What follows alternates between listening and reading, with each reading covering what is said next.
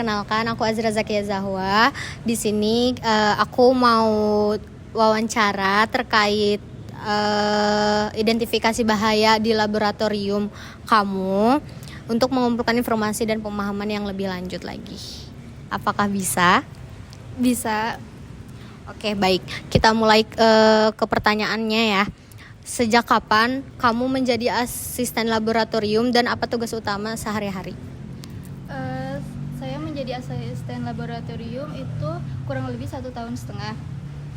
Tugas utama aku tuh maintenance alat, kemudian pengecekan laboratorium seperti kelistrikan, kemudian TV, AC yang kayak gitu-gitu. Terus alat-alat harus bersih dan rapi. Oke, baik, terima kasih. Kemudian untuk pertanyaan selanjutnya itu jenis lab apa yang kamu kelola? Jenis lab yang saya kelola itu elektronika, seperti ada kelistrikan, pokoknya ada alat-alat elektronik yang bakal banyak disimpan di lab saya. Oh, baik. Berarti itu labnya tuh kayak ada alat-alat gitu ya? Oke. Untuk pertanyaan selanjutnya nih, menurut kamu yang terdapat di lab ini tuh bahaya utamanya tuh kayak gimana ya? Menurut saya itu kadang mahasiswa tuh bawa makanan seperti air atau makanan-makanan berat yang dapat menyebabkan tumpah. Nah, itu tuh biasanya listrik di sana tuh terkena air tumpahannya, kemudian nanti si listriknya tuh bakal jadi korslet atau meleduk gitu. Oh, jadi berarti di lab ini tuh kita tidak boleh membawa makanan sama minuman untuk meminimalisir tentang tersengat listrik gitu ya. Oke, baik. Kemudian aku mau nanya, apakah terdapat bahaya fisik, misal kayak tersengat listrik, terjatuh, terus yang lain-lain tuh di lab ini tuh ada atau bagaimana ya? Kemungkinan bakal ada, soalnya di lab saya juga terdapat barang-barang yang besar seperti bending mesin untuk akrilik yang kayak gitu-gitu. Nah, itu takutnya nanti kita terjepit atau misalnya tersengat listrik. Nah, kemungkinan itu pasti ada sih, Kak. Oke. Kemudian lagi untuk pertanyaan selanjutnya itu, apakah terdapat bahaya kimia seperti uap beracun, cairan, atau bagaimana?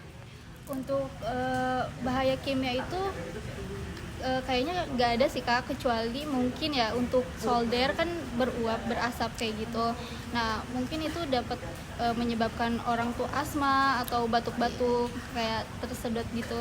Berarti untuk bahaya kimia di lab ini tuh kayak uap dari soldernya ya? Oke, baik. Pertanyaan selanjutnya, apakah terdapat bahaya biologis? Contohnya itu mikroorganisme, limbah biologis, jamur, atau bakteri?